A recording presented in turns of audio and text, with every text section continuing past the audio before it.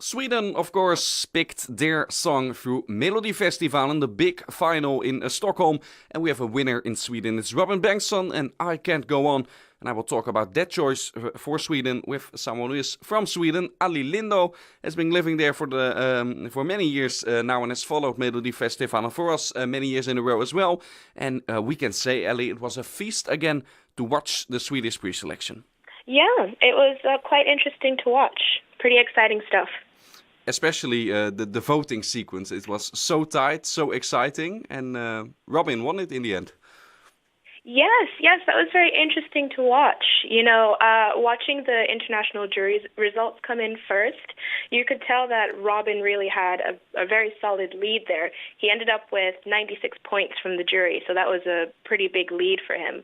But then it became really close when the televoting results came in, and the public really went very hard for Nano, but unfortunately Robin already had a pretty solid lead from the jury votes. Yeah, and there's some criticism now, I understand, in Swedish media that, let's say, the foreign juries, the international juries, they picked an artist that the Swedish public actually didn't want to go.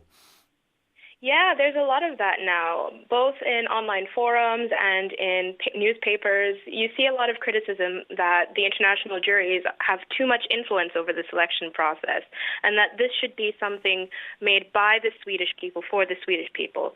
So there's a bit of controversy surrounding the results right now. What do you think? Is this the best method still for Sweden to pick their entry or not?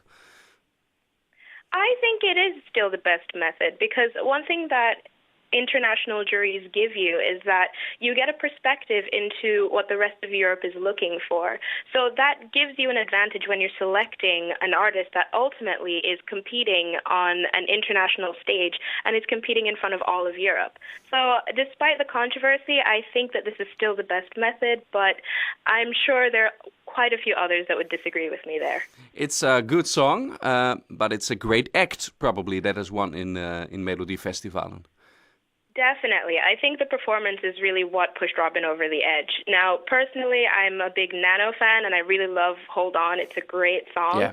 But I think Robin had more of a complete package. He had the performance, he had the well-cut suit, and he's good looking. So I think that works out for him. He also does something. It's so interesting when you think you have seen it all at Eurovision. Everything has been thought of and done before. And then all of a sudden, it's so easy when you think of it now. He starts his song backstage. It has never been done before.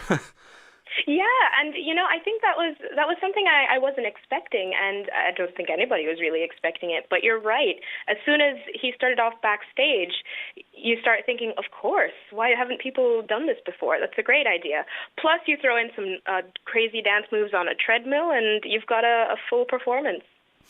Melodifestivalen is extremely popular in Sweden. I believe almost half of the country is watching as the votes came in last night. Yes, and actually, last night we broke a record for the amount of votes that were sent in. So that is, I guess, an indicator of just how popular it is. And actually, throughout the entire semifinal process and the second chance round, each week was a new voting record. So I think that's something that says a lot about how much Swedes are invested in this show.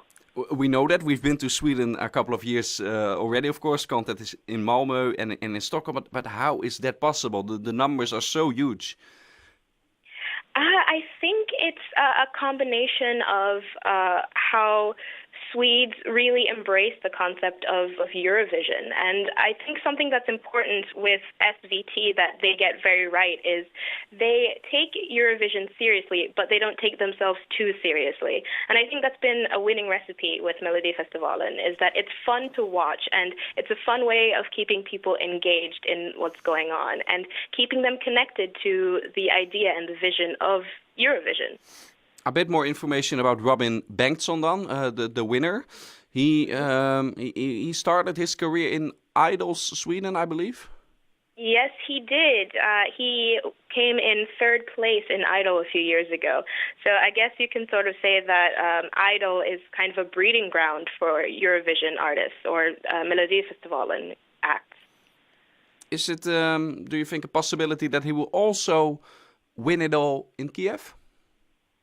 I think he has a very good chance. I think he's up against some very stiff competition. I think some of the people that we saw in other selection shows last night were very, very interesting as well. So I don't know. He's got a good chance, but I think he has some very stiff competition and he has a lot of work ahead of him. Thank you, Ellie. I will stay in Stockholm because we also had someone at the venue, at the Friends Arena. That was Brendan McCann. Brendan, you can tell us what the sphere was like in there during the final. It was actually quite packed, and we heard rumours that not all the tickets were sold for this year, but at the end they were able to get all tickets sold, and we had a fully packed crowd.